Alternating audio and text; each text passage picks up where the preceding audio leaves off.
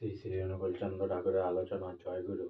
মা সত্য, মমতা সংযুক্ত, জীবনের সমস্ত আশা ভরসা রং রস শব্দ গন্ধ ফিকে হয়ে গিয়ে তা যখন মরুভূমিতে পর্যবসিত হয়, তখন আমাদের সচরাচর মায়ের কথা মনে পড়ে। মা কেমন করে তার স্নেহ মমতার ভরা স্পর্শে আমাদের জীবনে সমস্ত জ্বালা যন্ত্রণার অবসান ঘটিয়ে অমৃত সিঞ্চন করেন।